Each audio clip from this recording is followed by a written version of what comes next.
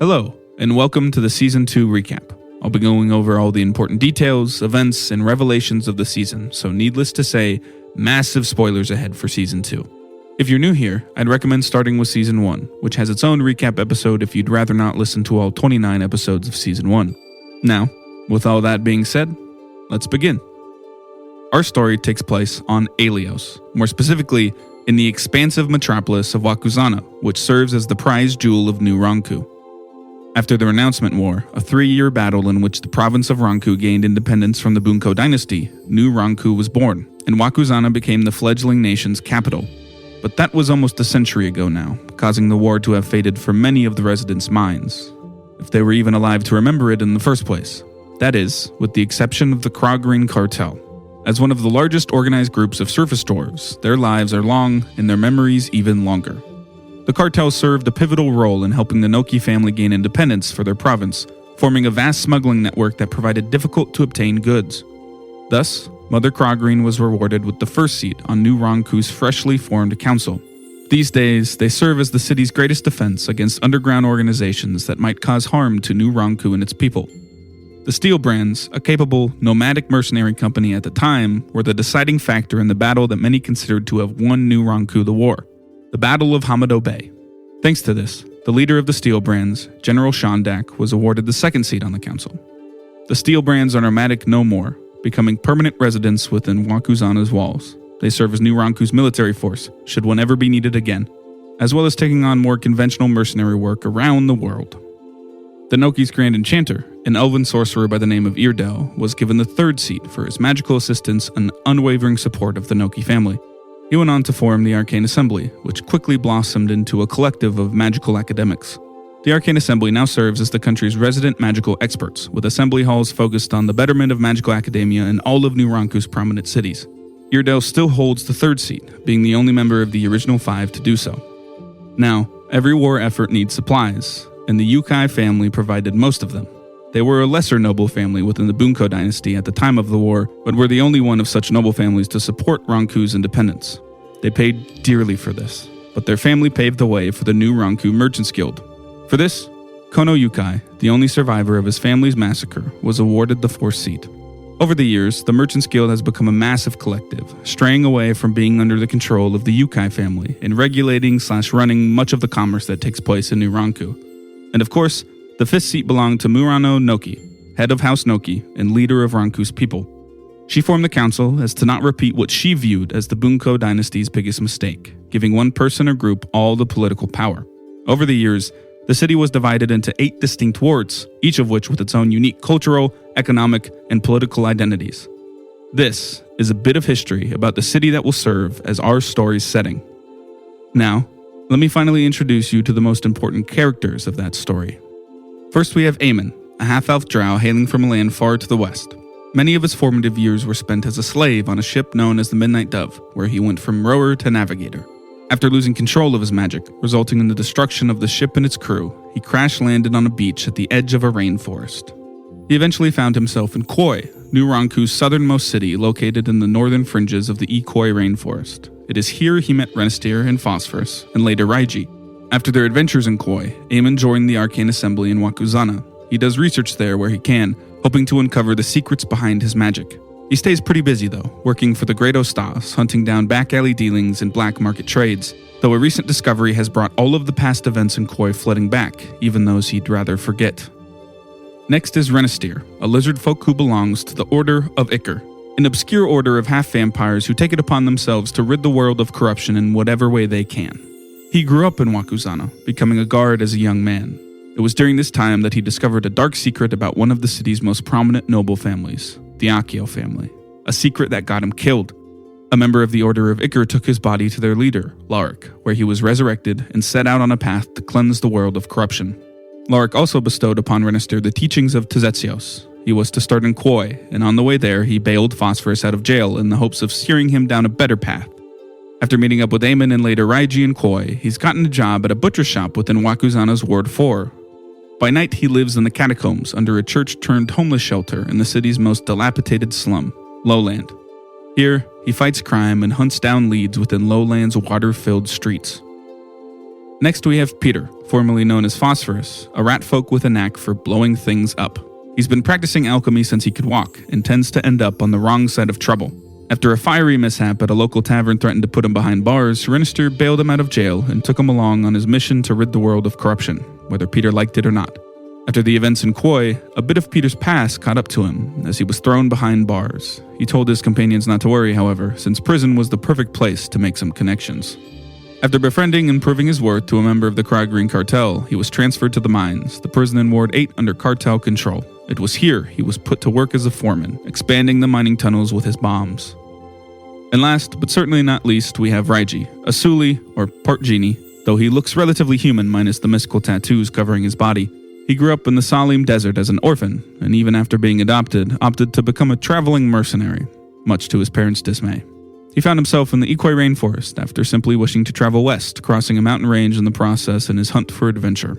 After meeting up with the other three at a tribe of wood elves, he accompanied them back to Koi. Once in Wakuzana, he headed straight for the Colosseum, the city's premier location for sport fighting. He rose through the Colosseum's ranks, becoming a platinum fighter in record time. While he may not be hunting for leads, being a famous fighter most nobles love to watch has its perks that will surely work wonders in the days to come.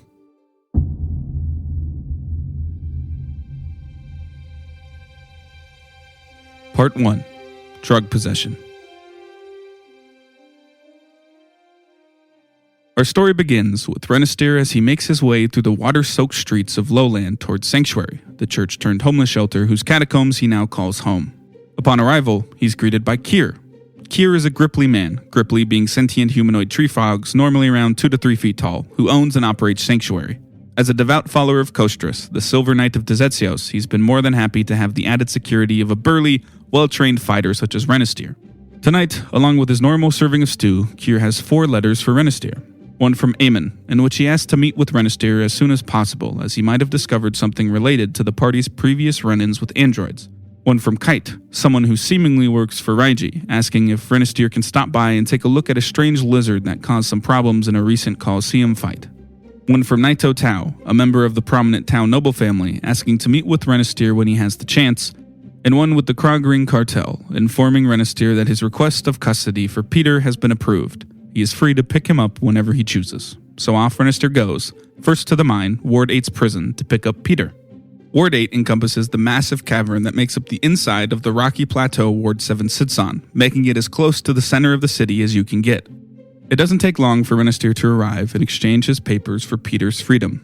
They catch up a bit as they make their way towards Eamon's apartment in Ward 1, both recounting recent run-ins with strange-acting individuals. Their movements were sporadic and unnatural, blood pouring from their eyes as they seemed to be possessed by something. They've both heard rumors of similar occurrences all throughout the city. A quick stop at Eamon's apartment later, and the three are heading to the Colosseum. On the way, Eamon tells the pair of a recent run-in with an android drug dealer during his work for the Great Stas. Unfortunately, he learned little before the android self-destructed. Upon arrival, the trio meets Kite, a goblin man with a vivid burn scar on his left ear, and servant to Raiji, who leads them to the man himself. Now finally back together for the first time in months, the party's reunion is cut short by Hitoshi, owner of the Colosseum. He has Renister take a look at a giant lizard who went wild and tried to attack the crowd during one of Raiji's recent fights. The lizard exhibited similar behavior and symptoms as the folks Peter and Renister had run into: bleeding eyes, unnatural movements. Unfortunately, the lizard remembers very little, only that a small sack full of tasty powder had been hidden within his cage. Hitoshi mentions that the other platinum fighter besides Raiji, a red-scaled kobold named Totro, has a bit of a narcotics problem. Her most recent vice being demon dust, a drug made from the ground-up bones of fiends, and most likely what the lizard had eaten, though she's been missing for a few days now.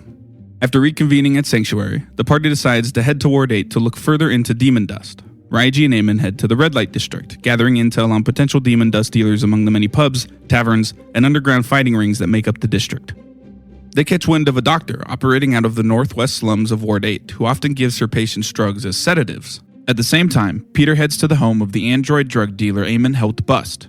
After talking his way past the cartel members keeping watch on the place, he manages to pick up the scent of the android, following it through the ward to a tavern. Though the android did frequent the place, it seemed only for leisure, as Peter gains no further information. Meanwhile, Renister dons a long flowing robe that marks his change into the brutal vigilant defender of Lowland, the Prophet. He manages to track down a dwarf who has a bit of demon dust on him. After a bit of, shall we say, encouragement, the dwarf points Renister in the direction of a doctor within Ward 8's northwest slums as the one who gave him the dust. Eventually, all 4 members meet up on the outskirts of said slums. However, they notice a figure is watching them from a nearby rooftop.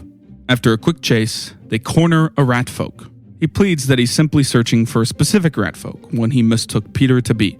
They question him about the doctor, and thankfully he does know where to find her. After leading them to her home, they let him go. But not before Peter's rat familiar, Sulfur, is tasked with following the ratfolk back to wherever he's headed. Eamon and Peter speak with the doctor, who turns out to be a surgeon. She knows little of the drugs she uses, only that in this part of town they're a lot cheaper than actual anesthetics. She tells them of Ishi, the man she's been buying her drugs from for a long time, though he just recently began offering demon dust, along with undergoing a major financial and physical glow-up. He's always accompanied by a big burly man who acts as his security and never stays too long to chat. But she does know he frequents the Knockout, the pinnacle of the Red Light District's underground fighting ring and the party's next stop. Upon arrival, Raiji agrees to a cage match with the current champion of the fighting ring later that night, a bare-knuckle fighter named Anzai, who fights with no cornerman. Raiji swears to do the same. While he prepares for his bout, the rest of the party get to looking into Ishi. He comes regularly and often reserves a VIP suite to watch the fights. It's currently reserved tonight, though none of the workers know who has it reserved. Soon enough, the bout begins, and 3 kobolds arrive and enter the VIP lounge. As Raiji dukes it out with Anzai, the rest of the party notice a big burly man enter after the kobolds. Talking their way past the guards, a brawl breaks out between the burly man, the party, and the 3 now seemingly possessed kobolds, blood pouring from their eyes. Once everything settles down, the man introduces himself as Baba, a bumbling fool of muscle who is delivering demon dust to Totoro and her friends. He agrees to meet with the party tomorrow morning to introduce them to Ishi. Upon winning his bout with Anzai, Raiji regroups with the gang and they all head back to Sanctuary for a much-needed rest. The following morning, they set back out to the Knockout, but stumble upon the aftermath of another strange possession on their way. 2 members of the Kaikari, white-masked, dark-robed, scythe-wielding followers of Grimm who act as the city's secret police inspect the scene. Renister keeps a wide berth, as the Kaikari specialize in identifying and slaying all manner of undead, though Eamon and Raiji speak with them for a bit before moving on. Baba, true to his word, is waiting in front of the Knockout and takes them to a fine home north of the Red Light District. Here, the party meets with Ishi under the guise of buying demon dust to sell. Ishi falls hook, line, and sinker, though he appears to be out of demon dust. Even so, he promises he'll be getting more soon. The party leaves and immediately stakes out his home, noticing Ishi and Baba leaving shortly after. Raiji and Peter tail them, while Eamon, Renister, and Sulfur break into Ishi's place to look around. Inside a locked chest, they find his ledger, filled with names of those he supplies demon dust to, as well as the mention of one Cuckoo, who he seemingly gets his demon dust from. Raiji and Peter follow the 2 all the way to the dump, a literal trash heap that makes up the northwest corner of Ward 8. They lose Ishi and Baba amongst the piles, but notice them leaving a short time later, empty-handed. By now, Eamon and Renister have caught back up, and the party combs through the dump, finding a hatch hidden under a dead body and some rubble. An ooze made of blood bursts from the corpse and attacks, but is quickly dispatched. Down the hatch is a trap-filled hallway, which leads into a room protected by 2 creatures patchworked together from several different body parts. A horse's hoof, a dwarf's shoulder, a pig's stomach, and much more. The creator of such creatures also waits them, a deranged man with a face stitched together from several different pieces of flesh. A swirling purple brand on his forehead pulses with magic that appears to be decaying the many patches of flesh. After a fight that sees Raiji's arm swelling with a strange disease, the 3 are defeated. A quick jab from Peter fixes Raiji's arm, and the 4 get to work combing through the place. They make several discoveries. A room used to chop up corpses and the living alike, filled with a random assortment of body parts. A room filled with alchemical reagents, drugs, and several recipes, the most notable of which is for something called death dust, a drug that is nearly identical to demon dust, but uses calcified undead flesh in place of fiendish bones. And finally, private quarters whose walls have scratched into them the dark consumes over and over. Inside is a black coffin shrouded in shadowy magic, a deranged cursed journal, and a strange stone tablet. The party first removes the magic from the coffin to find it empty, before doing the same to the journal. It's written in a mix of common and necro, the language of the undead, one which Peter thankfully speaks. It refers to the stone tablet as a map of sorts, and that is close to being decoded. The tablet itself responds to being touched, arcane sigils and letters in Androphan, the language of androids, coming to life on its surface. Peter notices a rhythm to how they shift and pulse, something he can probably decipher with the journal and some time. Upon leaving, the party is confronted by members of the Krog Green cartel. Though thanks to Eamon and Peter's past working relations with some of the members, the cartel is more than happy to look the other way. In fact, they've been trying to track down the source of demon dust themselves, now known to be death dust. So, the party goes with them to arrest Ishii and Baba, which they do with little to no hassle, as both men surrender. The party later goes to speak with Ishii in his cell, where he looks decidedly more undead than before. He explains he awoke in the dump one day with an unholy thirst for gambling. He began selling drugs to get by, staying covered to not give away his true nature. Recently, Cuckoo had offered a bunch of demon dust for free, as well as a ring that would conceal his appearance in exchange for Ishii getting that demon dust to as many people as possible. With the drug problem solved, the party settles into a bit of downtime. Eamon continues his work for the Great Ostas, keeping his ears and eyes open for any further intel on the androids or the possessions, though the possessions seemingly stop, for the most part at least, over the coming days. Renister continues his work at Goda's Chop Shop, at night donning the prophet robes and patrolling the streets of Lowland. Peter moves into the catacombs with Renister and gets to work cracking the tablet's code, and Raiji leaves. The recent events have him realizing he cares little about the androids or demon or death dust, whatever it is. He wants to fight, and he's already reached the pinnacle of Wakuzana's Coliseum and beaten the best the underground fighting ring has to offer. So, he leaves all the wealth he's accumulated to Kite, his faithful servant, and heads out. Though a new, strange soul will soon join the party on their adventures to come.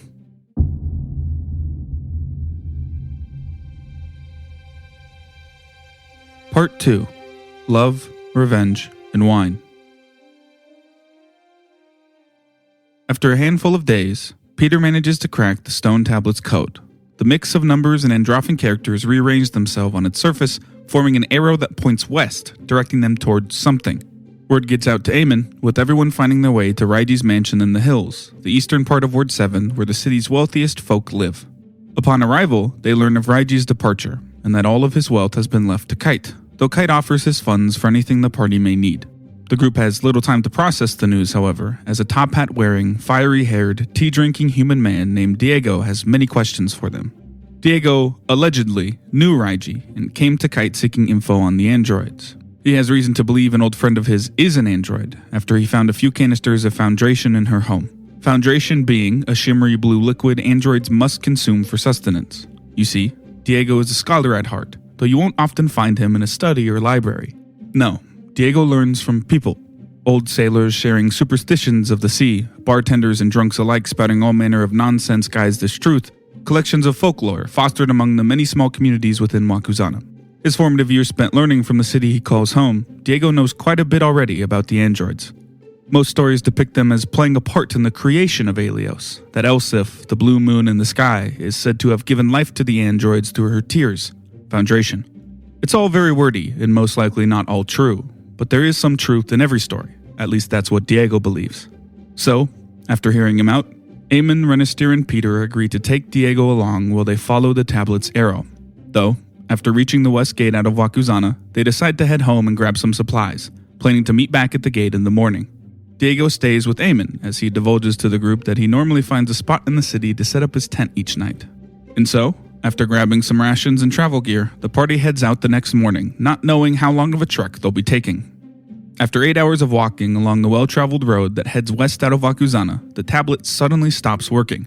Peter and Diego are able to deduce that something in the area is interfering with its magic. Though before too much deliberation can be had, a scream from a nearby field of grapevines has everyone rushing into action. The party faces down some direwolves, massive beasts the size of a horse, managing to fell them before they can make off with an unconscious man that's a guard for the nearby vineyard. During the fighting, Vasco, the steel brand that Eamon, Renister, and Peter assisted back in Koi, comes to the party's aid. As the two other vineyard guards help their friend back to the main building, Vasco catches the group up on the situation here. He's been hired by the vineyard owner to find 3 missing workers, supposedly taken alive by the direwolves, which is incredibly odd behavior for them. As Vasco leads the party towards the vineyard's main building, everyone spots a far-off creature flying through the sky. Vasco identifies it as a barghest, clearly filled with rage at the discovery. In the main building, a shock awaits Eamon. His girlfriend, whom he's been seeing for a few months now, is inside. Marcy Sarman, a capable businesswoman whose family runs Sarman Wine, the most popular wine in Wakuzana. Eamon has deliberately kept his magic in past from her, fearing it would only put her in danger. Nevertheless, the two are happy to see each other, if not a bit confused, with Renister joining in on the confusion as he had no idea Eamon had a significant other. Marcy shows everyone to a few rooms where they can stay for the night, then goes to check on the vineyard workers. While she does, Renister finds Eamon, where he asks him why he kept Marcy from him. The two discuss many things, how all Renister talks about these days is his work as the prophet, how Eamon never felt like he could bring Marcy up before now, how their friendship has devolved into a co-worker-esque dynamic. Renister takes Eamon's words to heart, and promises to do better, to be a better friend. Meanwhile, in the dining area, Diego and Peter spot and kill an invisible creature. As Diego skewers it with his cane sword, it shimmers into existence, revealing a small, fiendish being, its bottom half a fly with 3 pairs of razor-sharp mandibles, and its top half a fat human man, a pair of fetid insect wings on its back, slimy black hair on its head, with 2 compound insectoid eyes on its face. Diego identifies the creature as a Zabub, messengers and spies of hell. With the danger having passed for now, the party and Vasco meet in the dining area to discuss what they know. Vasco tells them of his vendetta, that he believes this Barghest to be the one that killed his entire platoon many years ago. Barghests are fiends covered in black fur that stand on all fours, much like a wolf, though slightly bigger than the already massive direwolves. They have sickly green goblinoid faces with large ears and wings reminiscent of a bat. They often find their way to the material plane to feed, gorging themselves for many years as they grow stronger, until finally they reach their peak and return to hell. Though the Barghests have no innate ability for planar travel, and with all the information they have, Diego is able to deduce that a night hag, fiendish hags who relish in stealing mortal souls, is most likely what's helping the Barghest. Teleporting to hell is no small task, and requires the sacrifice of humanoid souls. Most likely this is what the missing vineyard workers were taken alive for. But it also means the group still has time to stop the fiendish pair, though the exact time frame towards their escape to hell is unknown. Blinded by revenge, Vasco cares little for getting the vineyard workers to safety, insisting he'll go out alone once morning comes as the party escorts all the workers back to Wakuzana. Either way, the party and Vasco agree on taking turns keeping watch over the vineyard through the night. So, everyone goes to bed, though not for long, as the smell of burning wood alerts those on watch to danger. Several flaming dogs, skin black as pitch, known as hellhounds, are being led by Brimarak, a small, goat-headed arson demon, in an attempt to incinerate the building and everyone in it. The party springs into action, with Eamon harnessing his water magic to put out the fire, while Diego, Peter, Renister, and Vasco slay the fiends. In the chaos of the fighting, Marcy witnesses Eamon's magic, though the two don't have much time to discuss the revelation. After everything calms down, a new plan is formed, one that convinces Vasco not to throw his life away. Diego stays up all night, performing a ritual to magically create a horse-drawn carriage to expedite the process of getting everyone back to Wakuzana. Peter joins him, putting together a makeshift trailer to be hitched behind the carriage so that everyone can be taken in one trip. Thanks to their efforts, a 2-day trip becomes a 4-hour one.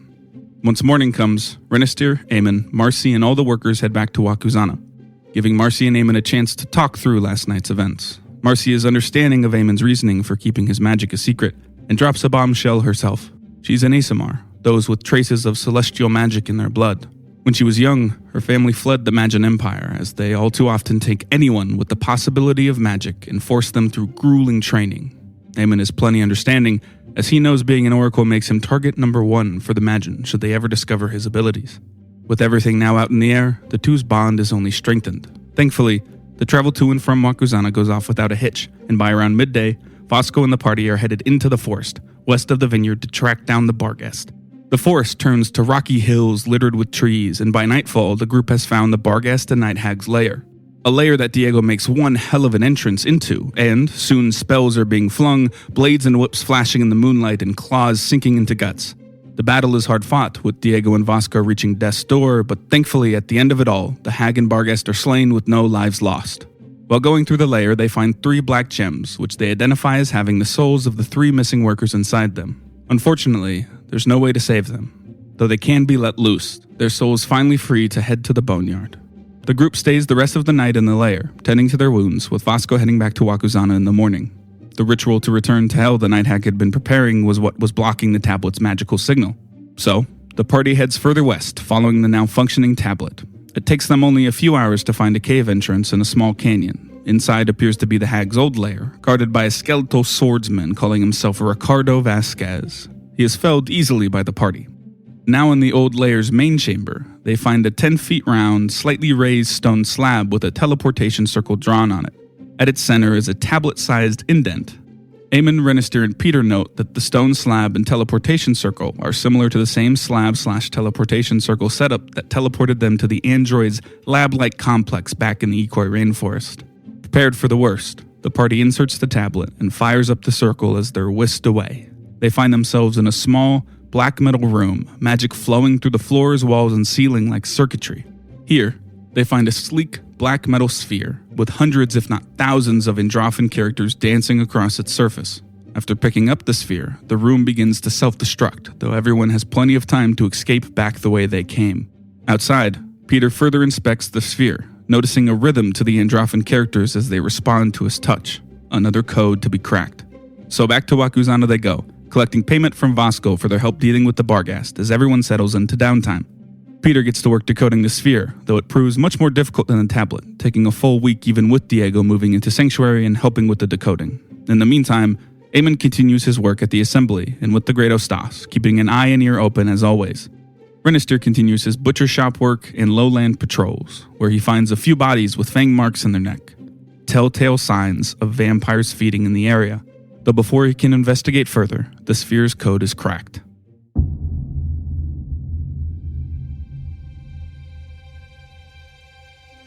Part 3. New Life. The sun has just set as Renister returns to Sanctuary from Goda's chop shop. Once again, Kier has some letters for him.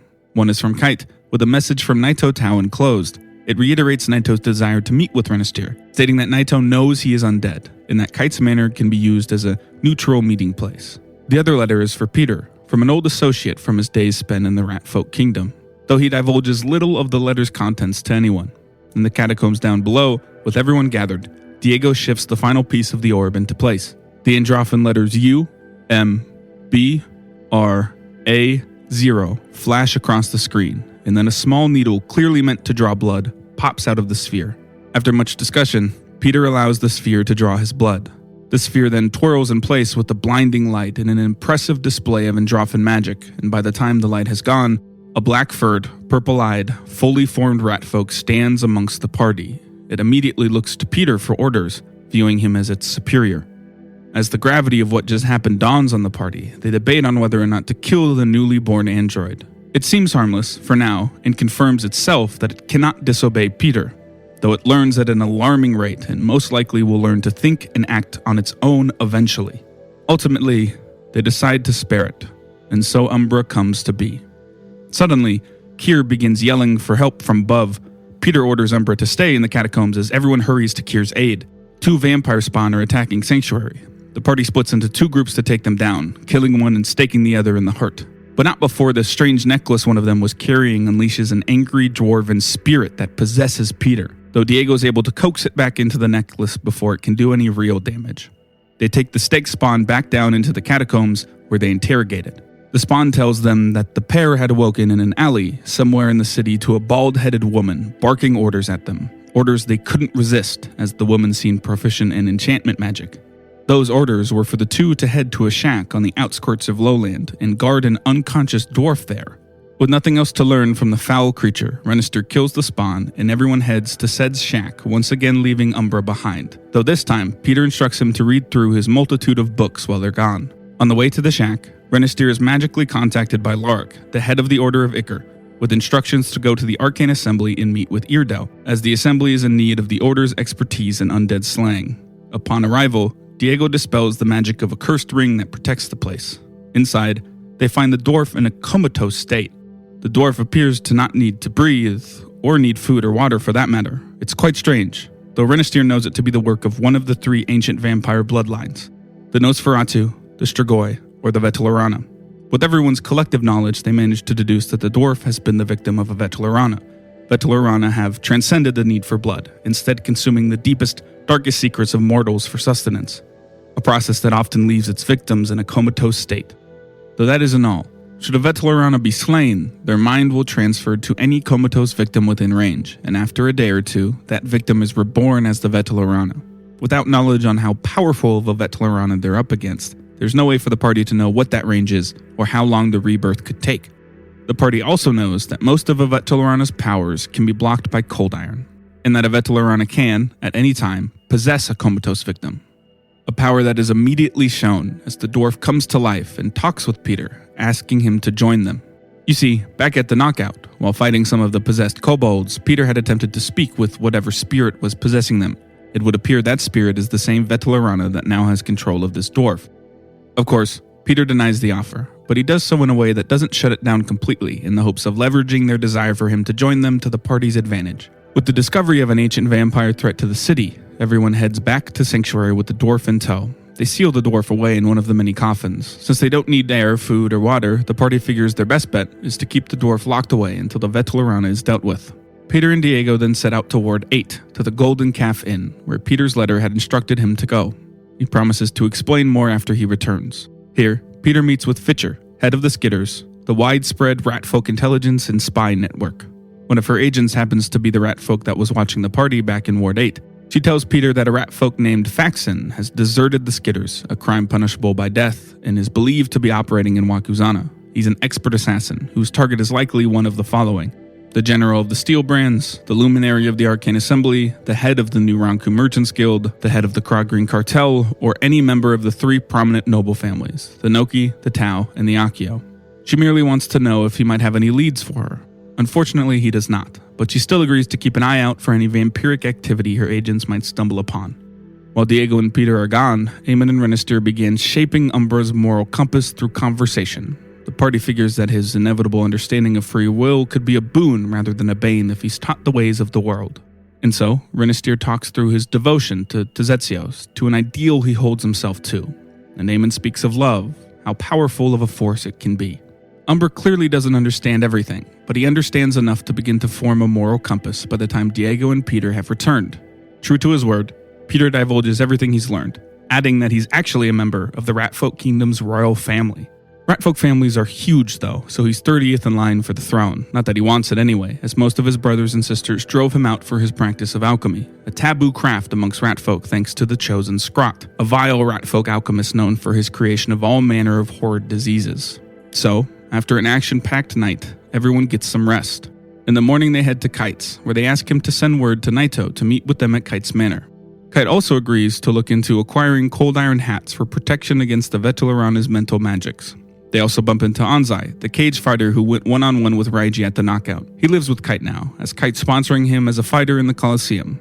He says his fight with Raiji sparked something in him, and the cage fights of the knockout just weren't enough anymore. Eamon and Peter then head to the Sarman's estate in the hopes of having them spread the word of a possible assassination attempt within the three prominent noble families. They agree to do so, and on their way back, Peter sends Sulfur with a note to alert Father Krogreen as well. Meanwhile, Diego secretly makes his way back to Sanctuary to speak with Umbra. They talk about all sorts of things, and before he leaves, Diego gives Umbra one of his books, filled with the many stories he's accumulated over the years. Once everyone's back at Kite's, they receive word that Naito will be by later that evening. So while they wait, Peter, Eamon, and Renister set out to the Great Assembly Hall to speak with Irdel. Diego stays behind, as he's now realized Ricardo's spirit still lingers within the magical cape he had taken from his skeletal remains. He hopes to put together a ritual to draw Ricardo out. Upon reaching the Great Assembly Hall, a massive dark stone tower in the middle of Ward 6 that serves as the Assembly's home base, the trio are directed to Irdel's study, a sun elf with copper skin and golden hair. Irdel is well known within Wakuzana as the face of the Assembly, its luminary. In speaking with the party, he reveals that Lark and himself are old friends, and that a student of the Arcane College has been a victim of a vampiric attack, one that's left the student in a comatose-like state. Noting the similarities to the dwarf they found, the party agrees to get to the bottom of these vampiric attacks. While Renister and Peter head to the college infirmary to inspect the student, Eamon stays behind at the request of Irdel. He speaks to Eamon about his origins as a half-elf, noting that it isn't too often he gets to meet fellow elves, half or not. The two also discuss the Magin, with Irdel empathetically denouncing their vile practices of kidnapping any with magical promise. At the college, Renister and Peter meet with the school nurse, one Yoshiko Tamaki, aunt and current caretaker of the little girl Renister, Peter, and Eamon saved from a panther back in Koi. The pair inspect the student, concluding that they are in fact a victim of the Vetulurana, as well as securing them and warning Yoshiko of the Vetulurana's abilities to possess its victims. They also learn of two other missing persons around the college, another student and one Akita. Wakuzana's leading enchantment magic expert. Notably, Akita matches the description of the bald-headed woman that had given the vampire spawn their orders. After checking out a few books on magic for Umbra, Eamon catches up with the pair as the three head back to Kites for their meeting with Naito. At Kites, Diego does manage to put together his ritual, but before he can perform it, Naito arrives a bit early. Diego talks with him while he waits for the others to arrive, trying to get a read on his intentions. While they talk, Diego spots a figure across the street on the rooftops. Suddenly, a poisoned arrow pierces Naito's neck. Diego, Kite, and the manor's servants spring into action, as well as the rest of the party who are only a few blocks down the road. They battle the assailant, revealed to be the rat folk assassin Fitcher had warned Peter about, across rooftops and into alleyways, during which two shadowy beings come to the assassin's aid, slipping out from within his shadow. The party is ultimately victorious, with the two shadow creatures slain and the assassin captured and permanently blinded thanks to Eamon's magic. Renister secures Faxon, the assassin, in the cellar of Kite's manor for questioning, with Peter sending word to Fitcher through Sulfur that the man she's been looking for has been captured. Eamon and Diego check on Naito, who thankfully is alive. Though he needs some rest, he plans to stay the night at Kites and speak with the party in the morning. Outside, a storm is brewing as everyone gathers in the cellar to speak with Faxon. He knows little of who hired him, only that the two shadows the party had killed had come to him with a note that marked Naito as his target and promised payment. Though Faxon seems to care little about the promised gold, only wishing to continue to practice his craft of killing. With nothing more to be gained, the party simply waits for Fitcher, with Anzai checking up on them to make sure the danger has passed. Upon arrival, Fitcher kills Faxon after a brief conversation and thanks the party for his capture. Renister and Peter get to work disposing of his body, cutting and dissolving it away. While Renister does this, a long-forgotten memory awakens within him, as he realizes Faxon is the one who took his life so many years ago. Up in the manor, Eamon and Diego talk with Kite, Anzai, and the rest of the staff, asking everyone to keep what happened tonight a secret. After everything settles down, the party decides to send Eamon and Anzai, who offered to help the party with whatever they might need, back to Sanctuary for the night, so as to not leave it and Umbra unattended. Out the pair go into the storm, though as they do, Eamon notices a strange puddle that seems to follow them, always appearing a bit in front of him. The pair duck into a tavern to lay low for a while, as Eamon witnesses the puddle come to life outside, taking the form of a human man made of ice. Out of nowhere, a monastic-looking figure appears and teleports the ice being in themselves away. Spooked by the experience, Eamon and Anzai continue to Sanctuary, thankfully reaching it with no further hiccups. Anzai is kept in the dark about Umbra and the catacombs as he watches the main chamber for the night. Eamon delivers Umbra the books on magic, as he has shown the party that he can harness magic much like a wizard does. Come morning, Eamon returns to Kites, leaving Anzai to watch over Sanctuary, and the party finally gets to talk with Naito. He divulges many things, that he has spirit vision, the ability to see a being's soul, essentially, with its color determined by its connection to the positive or negative plane. Positive souls are white, negative souls are black, and souls with no connection are gray. Renister has a black soul with platinum eyes, something he has never seen before, and also how he knew Renister was undead. The souls of the victims of the strange possessions were gray, with their normally white souls being merged with the black one. He also tells the group of a strange occurrence he's noticed over the years. On 3 separate occasions, he's seen Shintami Akio's normally white soul be black instead. As the head of the Akio family and rumored leader of the Kari, Shintami holds significantly more political power than Naito, which is why he's never brought up his strange soul before. He just knows something is off with him, with Naito alluding to having a contact closer to Shintami that has confirmed that Shintami is up to something. Naito wishes to hire the party to get to the bottom of things, which they agree to do. He promises to reach out again in the coming days with a more concrete plan. In the meantime, he'll remain on the palace grounds for his safety, as they don't know whether another attempt will be made on his life. As Naito leaves, one of Kite's servants approaches the party, Diego specifically, to ask him if he's the Magnificent Marvel. A top hat-wearing master of magic who, rumor has it, thwarted a vile hag's plan with little help from his incompetent sidekick Ratboy. You see, Diego had spread said rumor, and it had caught like wildfire, though he manages to convince the servant he is not in fact the Magnificent Marvel.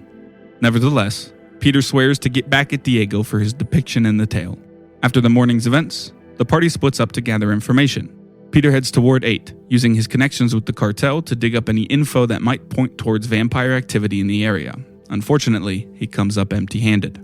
Diego gathers all the info he can on the Akio family, learning that they all tend to keep to themselves, rarely ever leaving their estate, except for Shintami, who goes to the Colosseum to watch the fights once or twice a week. Eamon looks into the missing teacher and student, with the few folks he talks to mentioning a woman matching Akita's description entering and exiting Yatha's Boots and Shoes, a cobbler shop in the poorer part of Ward 5. And lastly, Renister goes to see his parents. They still believe him to be dead, and he chooses not to divulge that he's their son back from the dead. They're bakers, so he buys some of the pastries he'd grown up eating and gets a few more for the folks back at Sanctuary, before spending the rest of the day reminiscing in a nearby park. By the time the sun is set, everyone has found their way back to Sanctuary, a storm still raging overhead. The party sends Anzai back to Kites and thanks him for watching over the place in their stead. In the catacombs, the group formulate a plan. Tomorrow, everyone except Renister, Umbra included, will help Diego perform a ritual to create a construct copy of Faxon. It isn't truly alive, only a mix of ice, magic, and many other materials meant to impersonate and simulate life. While that's being done, Renister and Anzai will stake out Yatha's Boots and Shoes. After the plan is made, Umbra expresses an interest in leaving the catacombs. The book Diego gave him paints a vivid picture of the outside world, one he wishes to see for himself. The group discusses this, with Umbra ultimately deciding for himself that leaving now would be a bit too soon for him, especially since he'd be going with the party to most likely hunt down some vampires. With that settled, everyone gets some rest for a busy day tomorrow. A busy, successful day in fact, with the ritual being performed flawlessly. The fake Faxon, dubbed Faxon, is given all of Faxon's old things and sent off to hunt down Faxon's hideout in the Ward 7 sewers. Due to the overwhelming success of the ritual, Diego has a telepathic link to Faxon and can monitor his progress. Renister and Anzai also have a successful day, noting the missing Professor Akita entering the cobbler's shop around nightfall. She seems fine for the most part. After regrouping, the party heads out into the stormy night to get to the bottom of things at Yatha's Boots and Shoes. Upon arrival, the party spots, lures away, and handily dispatches a vampire spawn that was guarding the cobbler's shop. Diego and Peter enter the place, with Eamon and Renister keeping watch outside. The pair find a halfling sleeping on a hatch in the back room. Peter attempts to sedate her with a poisonous blow dart, though she proves hardier than expected, resisting the poison and waking from the commotion. Thankfully, Diego manages to keep her calm, determining that she's under the effects of enchantment magic, though what kind exactly he doesn't know. She identifies herself as Yatha, owner of the shop, and that her friends are living below in a room the hatch leads to. There's 4 of them, with 1 going out all day and 3 going out all night. By now, Peter has switched places with Eamon, who's able to dispel the magic charming Yatha. Just as Eamon does so, the missing student, a now full-blown Vetelarana, and 1 additional vampire spawn return to the shop. Fighting breaks out, with flamethrowers, whips, and spells galore filling up the humble cobbler's shop. Unfortunately, with the student already turned, there's nothing to be done but put them out of their misery, as the party handily defeats both vampires. They then open the hatch Yatha was sleeping on, Akita calling out from below, claiming she was forced to help the Vetelarana, that they'd promised to turn her student back to normal if she did. However, Renister sniffs out the ruse, as Akita isn't actually the one talking. No, she's simply another comatose victim, possessed by the Vetelarana, attempting to deceive the group. Called out, the Vetelarana tells the party that a gift waits below, and then relinquishes control of Akita. The group gives Yatha some gold and sends her off to a nearby tavern while they go through the room below. They find research into a lantern whose light can dispel any darkness, a tool specifically useful if one is trying to kill a Strigoi, vampires of shadow. Renister identifies the lantern to be Anahel's lantern, Anahel being an angelic chosen of truth, despising deceit of any kind, whose light is renowned for its banishment properties. The research seems to imply that the lantern is at the Arcane Assembly. Learning all this, something clicks for Diego. Strigoi are vampires that exist through possession, their actual bodies being amorphous shadows.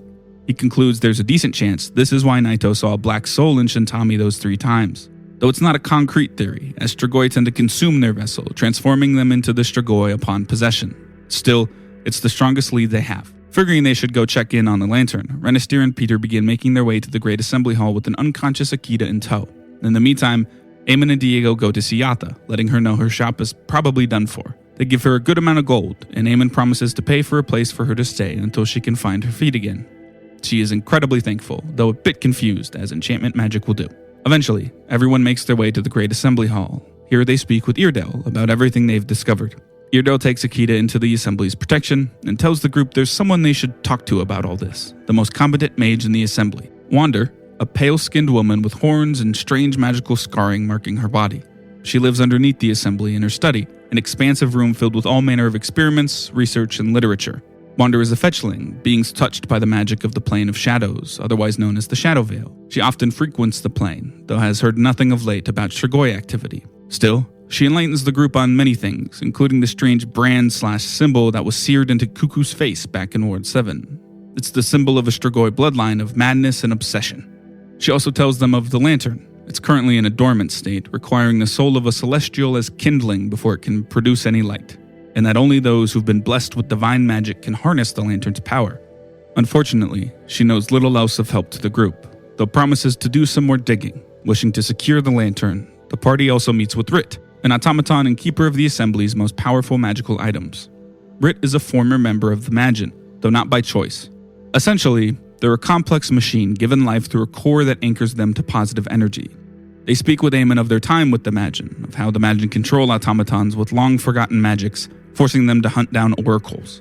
Each of them is equipped with the ability to sense curses, which is how Rit knows Eamon is an oracle. They warn Eamon that, should he encounter these automatons, to do everything within his power to stop them from getting word back to the Magin, as if they did, he'd be hunted endlessly. Now aware of Eamon's predicament, Eardo and Wander promise to see if they can't get something made to shield him from the detection abilities these automatons possess. Ultimately, everyone decides that leaving the lamp under Wander and Rit's protection is best for now, as they make their way back home. Well, everyone except Diego, scorned by the lack of an invitation to either Sanctuary or Eamon's apartment.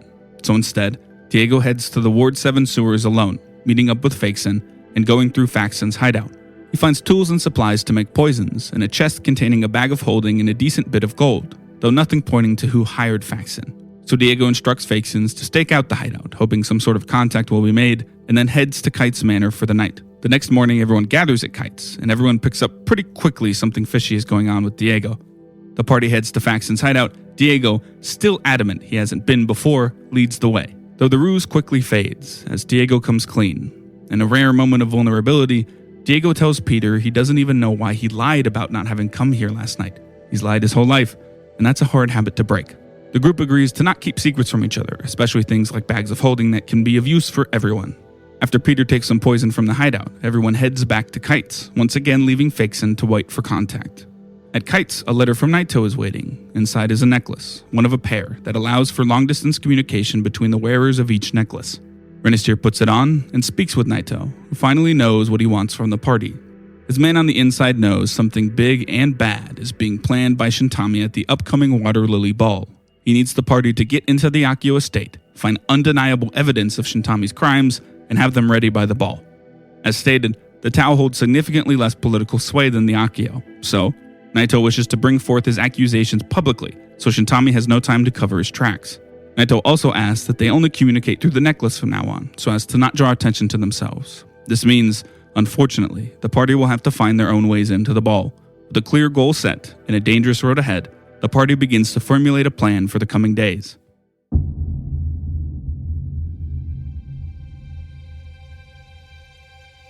Part 4. Dancing with Death. Diego finds a nearby bookstore and gets a job there as a way to both finish up learning Androphan and to gather information. Specifically, any information about any prominent noblewoman with strong connections to the Akio family. He learns of Res, the half-orc owner of the most prominent escort service in Wakuzana, who has been seen visiting the Akio estate a few times a week recently. He also hears of a rumor that Akagi, the only child and heir to the Akio family, isn't actually a shut-in. He's actually just ill, though that could easily just be gossipy nobles spreading half-truths. In the evening, Diego manages to track down Vress at her favorite cocktail bar.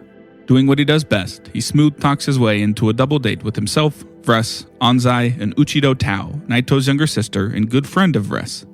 He also learns that Vress has been hired by Shintami to give Akagi lessons on seduction, not in the crude physical way, on how to court a woman, as Akagi is the Akio family's only heir and has shown little interest in romance.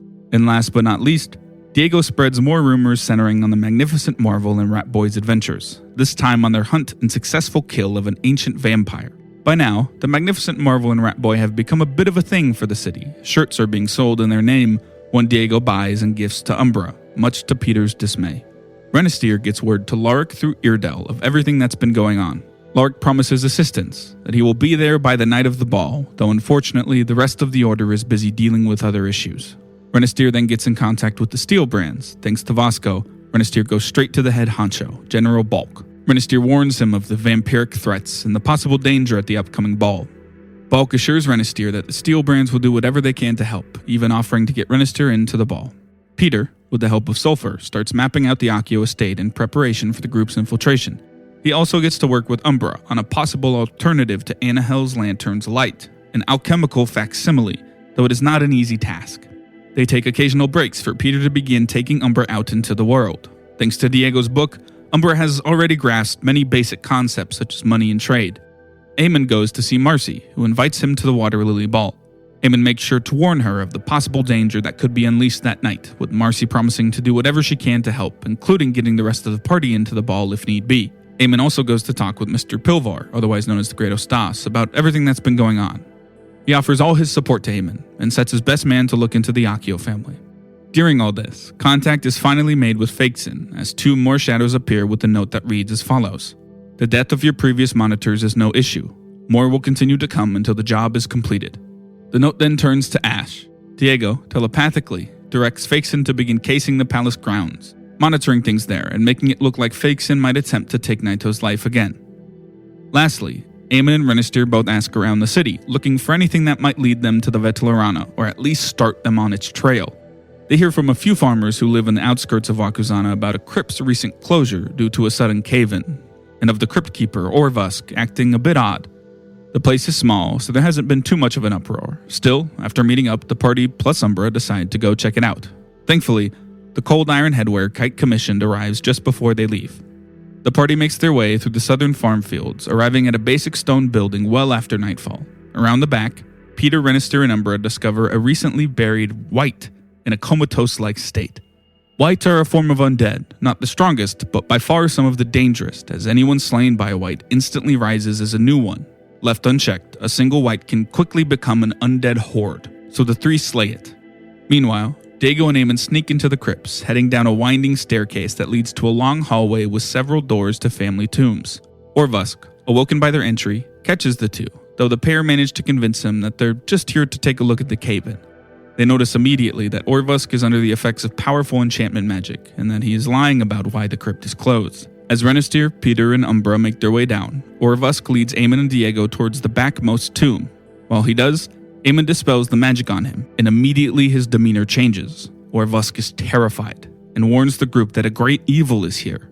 The group assures him that things will be fine, though even as they do, a chill runs down their spine as the Vetelarana emerges. Fighting breaks out, with Orvusk fleeing upstairs. The Vetelarana wears a necklace made of black metal that transforms into a massive man clad in plated armor, his hands morphing into a spear and shield to fight the party, though everyone picks up on his tortured expression as if he hates what he's being made to do. When the dust settles, the Vetelarana is slain, and everyone is safe, in no small part thanks to Umbra's magic, as this was his true first taste of danger with the party. Still, the danger has not fully passed, as the Vetelarana has simply been forced to possess one of its many victims. Which one? The party has no way of knowing yet. With the Vetelarana at least temporarily slain, the massive man's armor turns from black to a sickly, rusted color. He identifies himself as Azriel, a celestial being known as a Shield Archon. He's been sealed away with the Vetelarana, keeping its evil from the world. After an endless stretch of concentration, he finally lost focus and the Vetelarana overpowered him, torturing and corrupting his very being until he was forced to do their bidding. Now he has lost his divine powers and views himself as unworthy of returning to the heavens. The group convinces him, though, that there's still plenty good he can do, and he agrees to go with them, morphing back into a necklace. In the back tomb, the group finds a corpse that has begun the transformation into a White, and the remnants of Akari's scythe, mask, and hooded robe. They then go through every tomb, looking for any signs of comatose or now possessed vessels. Unfortunately, the last tomb they check has an empty coffin, as everyone rushes upstairs. Here they find a strange sight, a pile of ash, marking the death of a White, and an unconscious Orvusk. He's been knocked out, though his assailant placed a bit of cloth under his head to serve as a cushion. Outside, Peter spots a hooded figure fleeing into the surrounding fields. Everyone gives chase, except Renister, who stays behind to ensure Orvusk's safety. A cornfield sprint ensues, with Eamon eventually cornering the figure in a ring of fire. Thus, the figure reveals themselves to be Anzai. He goes with everyone back to the crypt to explain himself. He's a member of the Kari, though of the even more secretive Kukari, who pose as ordinary civilians. Originally, he was tasked with keeping an eye on the Krogring cartel, hence why he was at the knockout. But his orders changed after running into the party, to monitor them and report everything he learned back to Shintami, which he has. He's told them pretty much everything. That Faxon is dead, a fake taking his place, where their hideout in the catacombs under Sanctuary is, who their loved ones are. Everything. He does note that Shintami seemed particularly interested in Umbra for some reason. Shintami told Anzai that the party were enemies of the city, plotting something vile, but after watching them for so long, he finds that hard to believe. The party tells him all they know, and Anzai agrees to help them in whatever way he can. He gives reports to Shintami through telepathic magics when he comes to watch Anzai fight at the Colosseum. He swears to tell Shintami enough to keep him satisfied, but to leave out all the important stuff from now on. He also uses his memory-altering magic to ensure Orvusk remembers little of tonight. Anzai then heads back to Kite, but not before noting that if Shintami was going to get at the party, he'd most likely do it through their less capable loved ones, like Kite, Kier, and Marcy. With that bombshell dropped, the party returns to Sanctuary, where they find the dwarf possessed by the Vetelarana. Knowing they may have little time, another magical carriage ritual is completed, and the group rides with the subdued Vetelarana far south, well out of its range of possession. There, in a field under a solitary tree, they kill the dwarf as humanely as possible, and with that, the Vetelarana is no more. Renister says a few words as they burn then bury the remains before heading back to Wakuzana. Peter and Diego get some rest, while Eamon, Renister, and Umbra head to the assembly to check up on the comatose victims, to have Wander inspect Asdriel, and to update Eardel on the successful slaying of the Vetelarana. Wander notes that Asdriel's lack of powers come from a lack of belief. He views himself as a failure, as one unworthy to wield celestial powers. Though she notes he could still be used to fuel the lamp for a short time, even with his lack of true celestial power. Asdriel wishes it to be, hungry for a chance to do good after his perceived failings, but the group convinces him to think on it a bit more. Celestials are immortal beings. To use one as kindling is to kill something which normally cannot die. Willing or otherwise, that is not a decision to be taken lightly. While there, Eamon goes to speak with Rit again. As he does, Umbra changes. His eyes go red, appearing to lose himself as he tries with all his might to kill Rit. Wander quickly subdues him, and after a time is able to piece together a string of Androphan characters that, when said, release him from whatever strange magics forced him to attack Rit. She assumes Umbra's forced hostility has something to do with the automatons supposedly serving as a workforce of non-sentient machines to the androids long ago. With all that has happened, Eamon, Umbra, and Renister head back to Sanctuary for a much-deserved rest. The next day, Peter awakens to a missing sulfur. He'd sent him to continue scouting the Akio estate while the party headed to the crypts the night before. Unfortunately, it would seem something happened to him. Meanwhile, Diego awakens and prepares both himself and Anzai for their double date, meeting Vress and Uchido at a bar in Ward 7. Diego speaks with Uchido, mainly, learning that she had to sneak out of the palace to even be here. She's a sorcerer whose magic has ties to psychopomps, the protectors of souls who work under Grimm in the Boneyard. Her strict training regime leaves little time for nights out on the town. With Anzai occupying Vress, Diego treats Uchido to a much-needed night of fun. She thanks him for the experience, offering to get him into the ball should the need arise, before hurrying back to the palace. Back together again, the party brainstorms ideas on new spots away from prying eyes now that they know Shintami knows everything. Diego brings to light his old house, more of a rundown shack now than anything, in the slums of Ward 2. It could still serve as an off-the-grid meeting point if needed. They also make a plan for tomorrow night. Eamon, Diego, and Renister are to go to the Colosseum, as Shintami is likely to be there to scope him out. In the meantime, Umbra and Peter will infiltrate the Akio estate to find the evidence they need. The next morning, and with the day to kill, Eamon and Renister go to scout out Diego's old home. Diego doesn't join them, as the place is clearly a sore spot. In the meantime, he takes a stroll around the city to reminisce and catch his breath, while Umbra and Peter head to the assembly to stock up on supplies for the night's infiltration. After kicking out a drunk who'd taken up residence in the home, Eamon and Renister head to the Hall of Divines. Renister wants to speak with someone who knows more about Anahel before they go through the process of lighting the lantern, which he does, though the Priestess of Tyne, the divine who Anahel is a chosen for, offers little that he doesn't already know. While Renister talks to the Priestess, the Old One's shrine catches Eamon's attention, an alcove of flowers and plants centerpieced by a large oak tree, in which Eamon feels a similar presence to his time spent back in the Iqui rainforest with the Jaedun elves. So, as he had done there, he meditates, hoping to find guidance on the best path forward. Deep in a trance-like state, Eamon does receive another vision. Just as naturalistic and vague as the one he received so long ago, it shows him dispelling a shadow-clad tree with the light of his staff. After finding Eamon in his meditative state, Renister heads over to the shrine of Tezetsios. Here, he prays for guidance for the path ahead, with the priest suggesting he speak with the Platinum Woman. The Platinum Woman being, as her name suggests, a spectral woman gleaming with the platinum light that manifests whenever Renister calls upon his divine magic. So he heads to a secluded room to do just that, manifesting her in all her glory and apologizing for not speaking with her sooner. Renister asks her for guidance on what to do, with the lamp, with Shintami, with everything. She doesn't respond, but she does change as if in response to Renister's questions, growing a majestic pair of platinum dragon wings. His power with her has grown, and with that growth comes the possibility of lighting Angel's lantern without the need of a celestial soul as fuel. Once both their spiritual experiences have wrapped up, the pair head back to Kites to meet with Diego. Awaiting them there is the familiar, flowery face of Sunny. Sunny is the one the Great Ostas tasked with looking into the Accio family, and look into them he did. He'd spoken with Sevastine Goldhammer, the current head of the Ranku Merchants Guild, about the Accio estate in particular, noting a complex magical security system that marks intruders with bright lights and loud sounds, and a custom blood-sealed door, sealed with complex magics that only open if the correct blood touches its surface.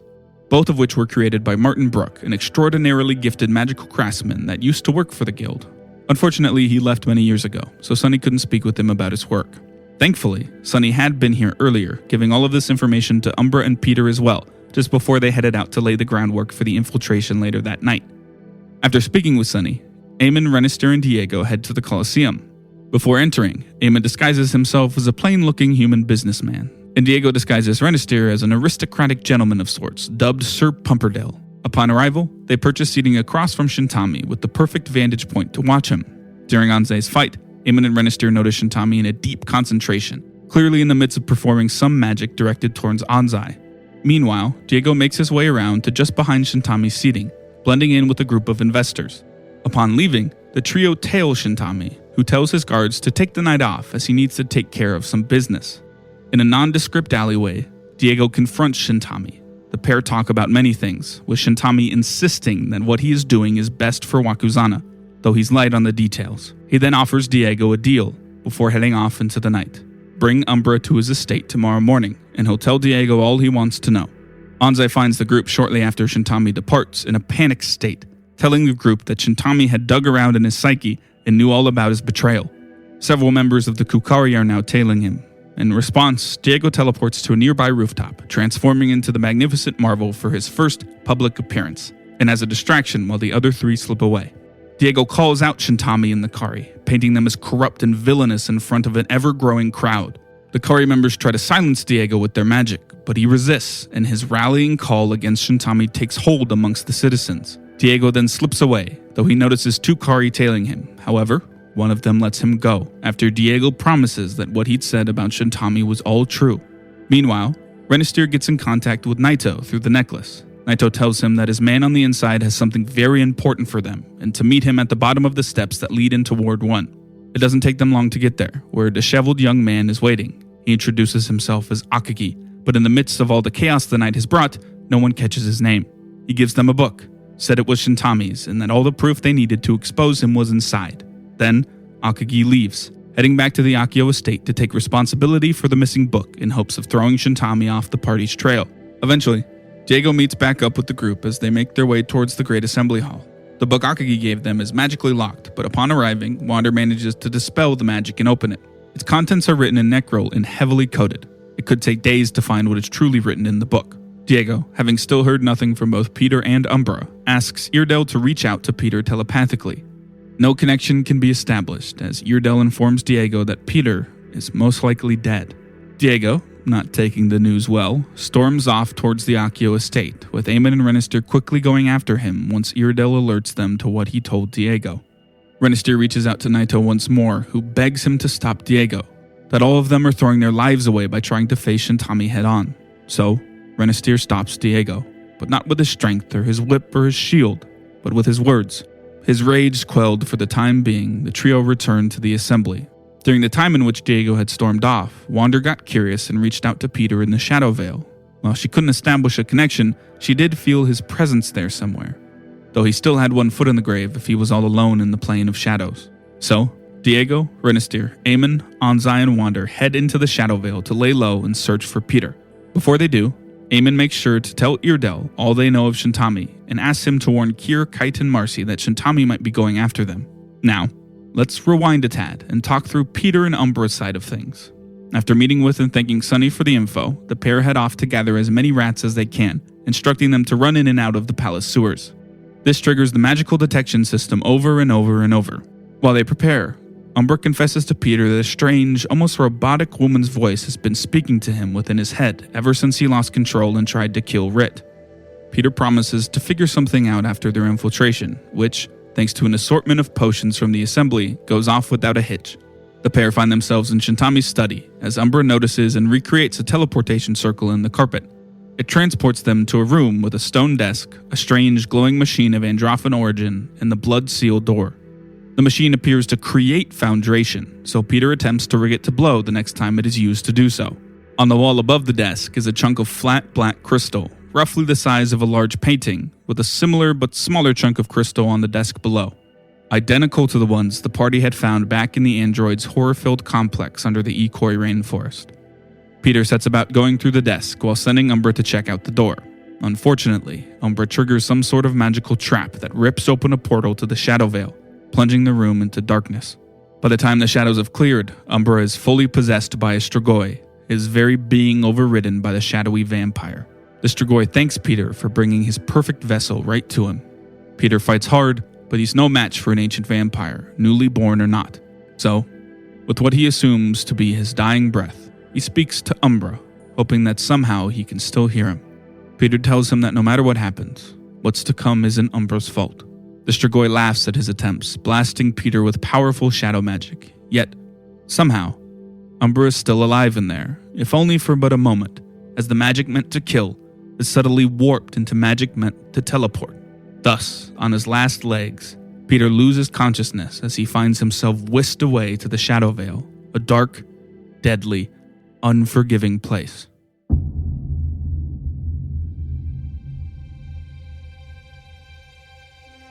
Part 5. Shadows Overhead.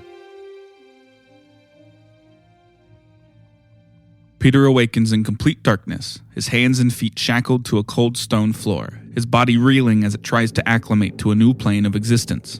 Somewhere in the darkness, a fetchling man speaks to him, fetchlings being pale humanoids native to the Shadow Vale, and the two have a back and forth about how and why Peter is here. After which, they take Peter to meet with a shadowy entity known as Mazo, the leader of whatever community Peter finds himself in. Peter asks Mazo about any Strigoi, with Mazo divulging that they technically serve one, though Mazo's hubris shines through as they express interest in usurping the Strigoi, whom Mazo refers to as Hoivik. Peter prods for more information, learning that Hoivik is the only Strigoi Mazo knows of. The two form a tentative alliance as Mazo tasks Peter with building a bomb to put an end to Hoivik. The fetchling from before takes Peter to a stone room filled with light and a desk to work at, though two more fetchlings guard the entrance at all times. So, Peter begins to make the most destructive, fiery bomb he can cobble together from what little supplies he has, unsure if he'll be using it on Hoivik or Mazo and his people. Elsewhere in the Shadow Vale, Eamon, Renister, and Diego awaken in one of Wander's safe houses, this one being a one-room underground stone shack. The three have begun acclimating to the planar magic of the Shadow Vale in relative safety thanks to the ward surrounding the place. Though Anzai is not faring as well, as he remains unconscious. Wander posits that it may be days before he wakes up. Regardless, the trio will need at least a day themselves to fully acclimate before they head out. Per Renister's request, Wander brought Anahel's lantern with them, so Renister spends the day beginning the delicate process of lighting the lantern. This requires immense concentration as he delicately pours his magic into it. Eamon spends the day attempting to reach out to the Old One in a meditative state, though their presence is scarcely felt in a place such as the Shadow Vale. Diego spends the day poring over every story he's accumulated over the years in the hopes of finding anything useful to their current situation. What he does find is a fair amount of overlap between Wakuzana and the Shadow Vale. Many of the tall tales and old stories he's heard relate back to shadowy beings and dark magics. Not all of them, but enough to not just be a coincidence. Wander spends the day diving into Shintami's book, but it proves to be heavily coded. She concludes she'll need to pour all her efforts into decoding it to make any real headway. Unfortunately, that means the trio will be searching for Peter without a tour guide. After a night's rest, Eamon, Renister, and Diego have fully acclimated to the Shadow Vale, now ready to set out and search for Peter. And while Wander won't be joining them, she does load them up on knowledge and supplies. Wander figures that, by now, Peter has ended up in one of 4 places. The Deer's Inn Spire, a hive-like structure home to a colony of Deziriac, insectoid humanoids who Wander often trades mushrooms to in exchange for information. Peter being there would be the best case scenario, as they're herbivores and generally peaceful. Second best would be the Cult of Mazo, a group of fetchlings who worship Ashe, beings of pure shadow native to the Shadow Vale, known as Mazo. They're actively hostile to all outsiders, with Wander avoiding them for the most part. They'd likely hold Peter prisoner until they found a use for him. Next would be the Shadow Giant Lands, a stretch of endless gray wasteland to the south, home to the murderous, self-mutilating Shadow Giant tribes. Peter won't last long there, as meat is a delicacy most Shadow Giants would kill their kin to gorge themselves on. Though that still would be better than Peter ending up in the Drop, an endless expanse of shadow to the north, where nothing but the most vile creatures live. He's as good as dead if he's there. Before leaving, Diego and Wander speak privately, with Diego bringing up the Shadow Vale connection he discovered. She enlightens him to the uncommonly regular occurrence of tears between the Shadow Vale and Wakuzana, tears being when a bit of magic of one plane leaks into another. She believes her fetchling origins to be a result of such a tear, and notes that Diego may have been affected by one as well, to a lesser degree. Which makes sense to Diego, as he's always been a bit off in shadowy ways, like being able to see in complete darkness. He clarifies if such a thing could have adverse effects on his mother, as she died while Diego was very young. Wander confirms his fears, noting that her own mother suffered a similar fate. With his newfound connection to the Shadow Vale discovered, Diego reaches out to the surrounding spirits, with the shadow in the shape of a nondescript humanoid answering his call. It doesn't speak, or even seem to be fully sentient, but it still tags along as Eamon, Diego, and Renister set out towards the Deerzen Spire. As they go, Diego studies a book on Shadow Tongue, the language of shadows that Wander gave him, while Renister continues to pour his magic into the lantern, and Eamon leads the way. A few hours have them at the spire, a massive pillar of husky brown material, lit up by bioluminescent sigils. Here, Eamon gifts the Deziriacs some mushrooms Wander had given them. Unfortunately, they have not seen Peter, but do warn the group of a massive lizard some of their scouts have seen flying above, as well as the presence of obes in the area, strange skeletal beings native to the Drop. As Eamon talks, Renister finally manages to light the lantern, as it bursts to life with a vibrant platinum flame. Though to do so, the Platinum Woman sacrifices much of her power, leaving Renister's divine magic greatly diminished. Still, the party now has a way to kill Strigoi for good. With the spire being a dead end, the trio strike out in the direction of the cult. They travel several hours, the cult's stone walls finally coming into sight, when a slender, black-scaled dragon is spotted overhead. The dragon carries a living shadow giant in its claws, the giant clearly prepared for a fight, with close to 100 obes following behind the dragon as it heads towards the cult. Diego spots a vampiric-looking Umbra on the dragon's back, and without thinking, he calls out to Umbra. Suddenly, everything is headed right for the trio, though Renister and Eamon have managed to hide themselves behind some nearby boulders. Diego teleports onto the back of the dragon in an attempt to get close to Umbra, though the dragon quickly swats him off. Umbra, now Hoivik, orders the shadow giant to kill Diego, who happily obliges as she's dropped from the dragon's claws. A fight ensues, with Renister and Eamon coming out of hiding to assist Diego, eventually slaying the shadow giant, but not before Diego shouts the string of Androphan characters used to reset Umbra towards Hoivik. Unfortunately, it appears to do nothing. Peter, now fully acclimated to the plane, has been working tirelessly on his bomb. The sounds of combat begin to spill from above as his guards sprint off to assist in the fighting. Seizing the opportunity, Peter flees to the tallest tower, luckily built in the very center of the cult. As he climbs, he witnesses the dragon, Hoivik, and the obes decimating the fetchlings below. Upon reaching its apex, he plants the bomb, throws on his paraglider backpack, and jumps. The bomb detonates in a shower of unquenchable fire, blanketing everything below. Thankfully, Peter manages to avoid the blanket of flames, gliding a far ways out from the cult before landing. While Peter had been making his daring escape, the rest of the party was hurriedly advancing towards the cult. They spot Peter gliding to freedom, and finally, the party is reunited. Though they aren't out of danger yet, as they make a mad dash all the way back to Wander's safe house. Due to the chaos Peter has caused, no one pursues them. On the way, Peter fills the party in on what happened to Umbra. By now, Hoivik has complete control, with Umbra being as good as dead. But the party hasn't fully given up yet, hoping Umbra's uniqueness as an android will lead to a way to save him. Once back at Wander's safe house, the party rests, as they'd been traveling for almost 24 hours straight. Upon awakening, Anzai is finally up, as Wander explains what she's found in Shintami's book. A list of 40 or so names, most likely aliases for Kari members, with close to 3/4 of them marked with the Necrol symbol complete, whatever that means. A third-person recounting of the most important moments of Shintami's life, and a long, intricate string of ritualistic sigils, one that Wander is close to, but not yet done decoding. But with Peter now safe and sound, everyone teleports back to Wakuzana. Rid is waiting for them in Wander's study, with Marcy greeting them above, as they both warn of something that happened just after they left. Ward 7 is completely covered in a black magical barrier barring any attempts at entry, most likely Shintami's doing. Trapped inside are the Noki and Tau noble families, Kite, and countless other citizens. Marcy then takes everyone to the Steel Brand Barracks in Ward 4, which is serving as the base for the city's forces at the moment. On the way, Renister tries to contact Naito through the necklace, but Shintami answers. The two trade verbal barbs, with Shintami divulging that he has Kite captive. He tells Renister he needs his blood, specifically the blood of a member of the Order of Iker, though it doesn't say why, or how he even knows of the Order's existence. If Renister doesn't surrender himself, he'll kill Kite, leaving Renister with 24 hours to agree to do so before he does. After arriving at the barracks, the party meets with 4 of the 5 seats of the council: General Bulk, Father Krongreen, Sivastine Goldhammer, and Irdel, with the 5th being Ohara Noki, trapped within Ward 7. They learn that shortly after leaving for the Shadow Veil, the barrier appeared.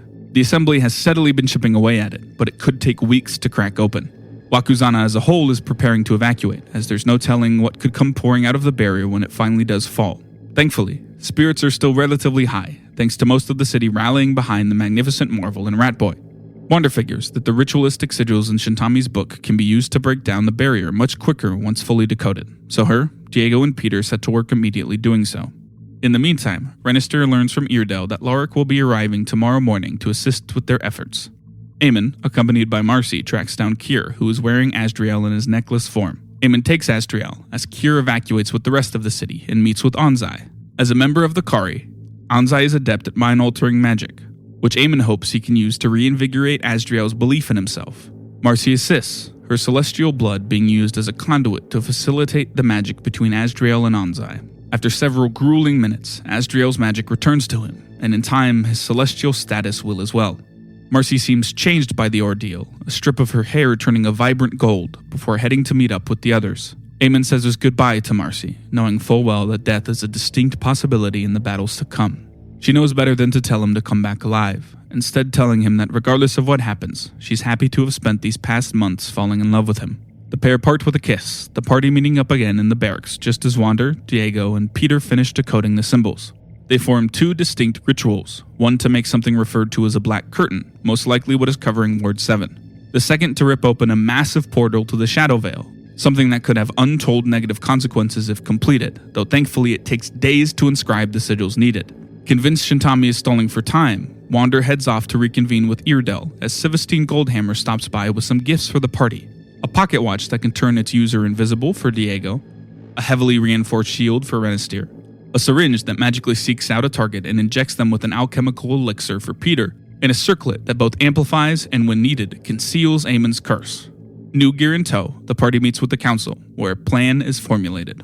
Even with the sigils, the curtain can only be briefly cracked open. Thus, 2 elite groups of the city's most competent will enter. The first will be led by General Bulk to cause a distraction, while the other group, led by Wander and the Great Ostas, hunts down and thwarts Shintami's ritual. In the meantime, the party will agree with Shintami's terms, acting as if they're going to hand Renister over, before causing as much trouble for Shintami as they can. Once that runs its course, the party is to join the others within the curtain, as only Diego and Wander are proficient enough in ritualistic magic to break through it. So, the party gets in contact with Shintami through the necklace again, this time with Diego speaking to him. He tries appealing to Shintami's sensibility as a father, to no avail.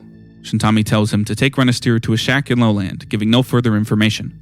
Before setting out, Wander, General Bulk, Irdel, Peter, and Renister are magically linked, allowing long-distance telepathic communication, though it will be blocked by the curtain while the party is outside and the rest inside.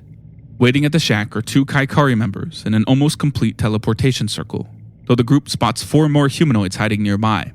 After Shintami refuses to send Kite over before Renister goes through the circle, fighting breaks out, during which the 4 humanoids are revealed to be androids. One is Marcy's seamstress, one Diego's missing friend Krista, one a homeless man Peter remembers seeing around Sanctuary, and one is too damaged to make out the identity of. Renister manages to talk down the Kari, but after laying down their size, a strange magic takes hold of them. They fall unconscious in great pain before their heads explode in a gory mess. The fighting now finished, Diego manages to complete the teleportation circle as the party heads through. On the other side, they find themselves in a stone room. To their left is a rat-sized cage, blown to smithereens by Sulfur's self-destruction after his capture. To their right is a horrid display of necromantic torture. Akagi and the Kari that had let Diego go have had all their skin corroded off thanks to a swirling purple brand on their foreheads, reminiscent of the brand Cuckoo had. They remain alive, stuck in a state of constant, unbearable pain. Thankfully, only Kite's right arm is in a similar state, the brand instead seared into his palm. Kite can still be saved, but Akagi and the Kari are too far gone. So, Diego uses his occult magics to ease Akagi and the Kari into a peaceful slumber before sending them off to the boneyard, after which Eamon manages to amputate Kite's arm, removing the brand and saving his life. Peter finds the other side of the blood-sealed door on the far wall, opening it with some of Akagi's blood as he finds himself back in the room Umbra was possessed in, the android machine now a pile of rubble. The rest of the party join him, with Peter and Diego using the pair of crystals to communicate with whoever is on the other side, most likely the Kari. The pair order them to retreat by sea, and after some convincing they promise to do so. The party then uses the teleportation circle in the center of the room, ending up in Shintami's study. Out the window, the entire palace grounds are surrounded by a smaller black curtain, one that blocks the group's ability to contact the others. In the courtyard, Shintami, with the assistance of 4 more androids, activates the now complete ritual circle meant to rip open a portal to the Shadow Veil, though thankfully it will take some time to fill with magic. Time the party needs to use to destroy the 2 pillars anchoring the magic of the circle in place. Leaving Kite behind in the study, the party springs into action. A blast of powerful ice magic from Eamon sends Shintami to his grave, as everyone, Asdriel included, does their best to obliterate the pillars. Seeing Shintami defeated, the androids move to help the party, sacrificing themselves to ensure the destruction of the final pillar, stopping the ritual, and quite possibly saving the city. Diego quickly gets to work dispelling the smaller black curtain, though just before he can finish, Hoivik makes an appearance. Except Umbra is no longer his vessel. Instead, something has forced the dragon and Hoivik to become one, forming an unholy abomination of vampire and dragon. They call out to Diego and Peter, swearing to kill Diego for waking the android and to kill Peter for raining fire before unleashing a devastating blast of shadow magic. Asdriel, who retrieved Kite from Shintami's study, throws himself in front of Kite, protecting his fragile body from the blast, an act of heroism befitting a celestial, and with that, his status as one is restored. Diego scrambles to finish dispelling the curtain, and as he does, Wander and the Great Ostas join the fight. Diego comes close to death, but with another final blow from Eamon's magic, Hoivik withers away, basked in the light of Anahel's lantern. With the danger finally having passed, and Asdriel's celestial power being fully restored, he bids everyone farewell and returns to heaven. After he does, Diego and the Great Ostas go to find and dispel the ritual circle for the black curtain that still hangs over all of Ward 7. As they do, Wander and Peter go back to the Shadow Veil in the hopes of finding out what happened to Umbra. There, they find a massive crater where the cult of Mazo used to be. The code Diego spoke had awoken Umbra for but a moment he used to end his life, one final act of sentience and sacrifice. To survive the ensuing blast, Hoivik and the dragon became one. Back in Wakuzana, Renister and Eamon look for the Nokis in the palace. Wander had told the party that most everyone in Ward 7 had gathered in the Colosseum, where Naito and Uchido's mother had erected a protective barrier to keep the Kari and Shintami out, but holding it up for so many days straight has killed her. The Nokis are still unaccounted for, with the pair unfortunately finding the entire family in the palace, dead, killed by Shintami. By now Diego has dispelled the curtain, the morning sun illuminating Ward 7 for the first time in days. Lark, in his draconic form, hurriedly flies in, unaware that the danger has already passed. He thanks Renister for defeating Hoivik and apologizes for not being there sooner.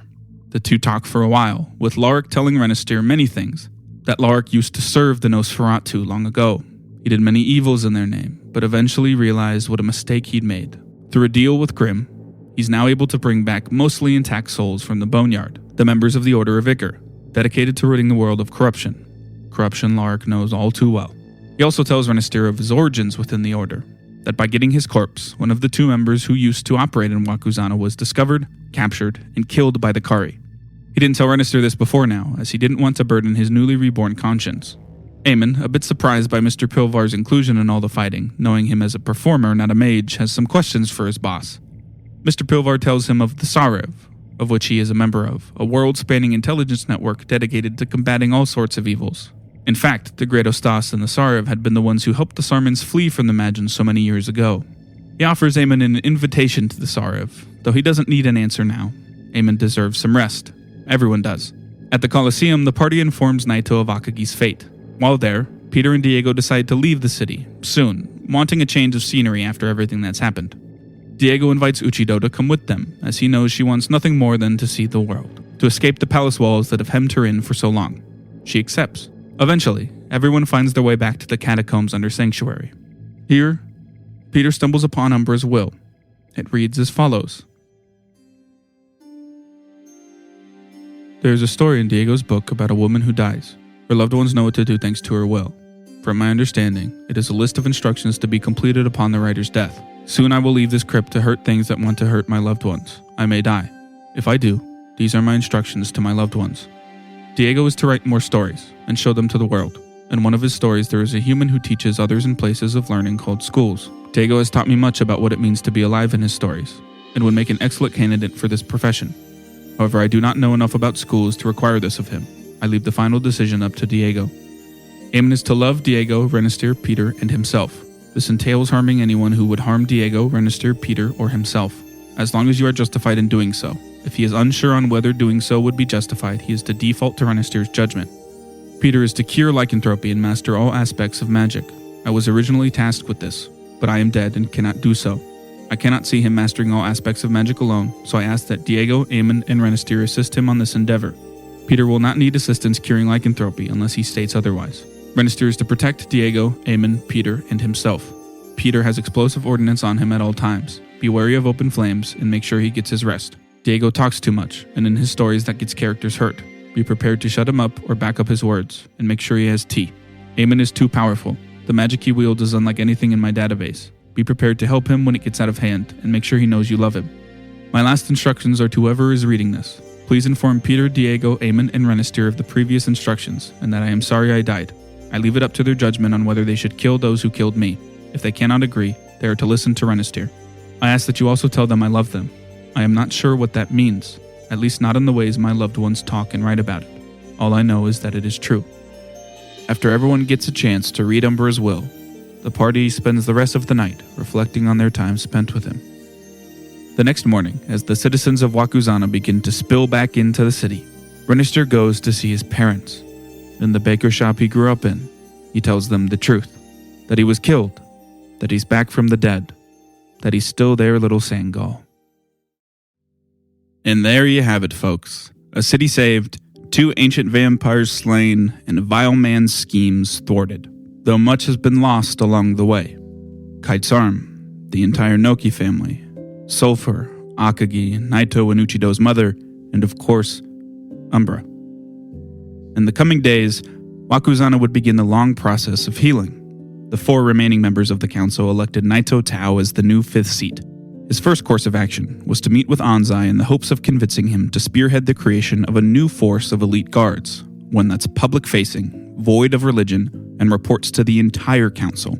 Though Anzai had initially agreed to join Phosphorus and Diego on their journeys outside of Wakuzana, he saw a chance to change his home for the better, a chance he took, but not alone. Anzai had seen Renestier in action enough to know he was exactly the sort of man this new group needed to help lead them. Renestier, seeing the same chance to make his home better, agreed to join Anzai in his efforts. And in the coming months, the Red Wardens were formed, a group of mages and knights with a wide range of skill sets who step in when a ward's normal guard force aren't enough. Now, Renestier wasn't the only one with a new group to occupy his time, as Aemon took the Great Ostas up on his offer to join the Sariv, with the request that he focus on helping get good folks out of bad situations, much like how the Great Ostas had done for the Sarumans long ago. Since the Great Ostas didn't exactly travel anymore, Aemon had a new mentor within the order assigned to show him the ropes and help him with whatever he might need, an elderly dwarf by the name of Ard. In the months that followed, the two traveled around much of the surrounding area, helping all sorts of folks get a new lease on life in Wakuzana, and forming a strong friendship in the process. Phosphorus and Diego said their goodbyes and left on a northbound ship only a few short days after everything settled down. Uchido joined them, as Naito knew she wasn't like him. She wanted to see the world, needed to, and would only feel trapped in Wakuzana. The 3 roamed for a while, getting up to trouble and doing some good along the way, as they tended to do, until they settled down far to the north in Loklai, the last remaining dwarven skyhold. Here they began to further research the androids, the divines, and as Umbra had willed it for Phosphorus, all of magic. They sent updates back to Renestier and Aemon through the necklace every now and then, though not as often as Renestier would like. Still, Uchido tended to keep them out of any serious trouble. But what of the rest of our party's friends and allies? Well, thanks to a new hit chain of cobbler shops all throughout the city, Kite had come into even more gold than ever before. Gold he put towards reforming Lowland, with the help of Kira, of course. In the coming months, they began the long process of fixing the multitude of problems Lowland faces. Raiji is still gone. No one has heard or seen anything since he left Wakuzana. Everyone just assumes he's off somewhere fighting some big strong thing, and they'd probably be right. Who knows? Maybe his path will cross with his old friends again someday. The Sarmans continued to flourish with the popularity of their wine amongst the city's elite. And of course, Marcy and Eamon are still going strong. Marcy wasn't the biggest fan of Eamon being gone for long periods of time at first, but she knew he'd be doing a lot of good. Plus, she had something new to occupy her. The power in her blood had awoken during her interactions with Asdriel, and in the coming months she'd manifest the ability to wield magic. Now she attends the Arcane College, learning to master her newfound power, and hoping to be a full-fledged sorcerer someday soon. Wander started to get out a bit more.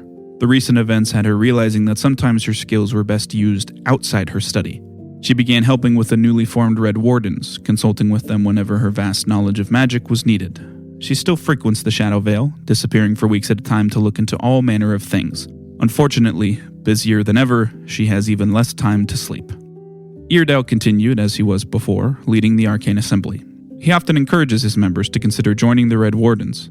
As the head of the most magically adept group within the city, he knows his people would be invaluable to the newly formed order. Training to learn magic can take years, but thanks to Eardale's encouragement, many skilled mages and parsons became some of the first Red Wardens. Vasco continued his work as a steelbrand, though not as he had before. He applied to be a captain, hoping to follow in the footsteps of his mentor.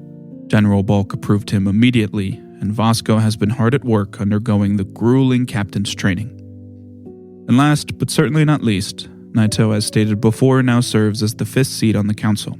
One of his first acts was to erect a memorial in the old palace grounds to all who lost their lives when darkness fell over Ward 7. His council work keeps him plenty busy, though he hopes to someday start a family. He knows not what that will look like or entail yet, only that his firstborn will be named after his best friend and hero whose sacrifice few will ever truly know. And with that, Season 2 comes to a close. But don't worry, this story is only half done. Many battles are still to be fought, many allies and enemies still to be made, and many mysteries still waiting to be uncovered, the androids being at the top of that list. Soon, the party will reunite in Locali for a skyfaring adventure. We hope you'll join us amongst the clouds, and as always, thanks for listening.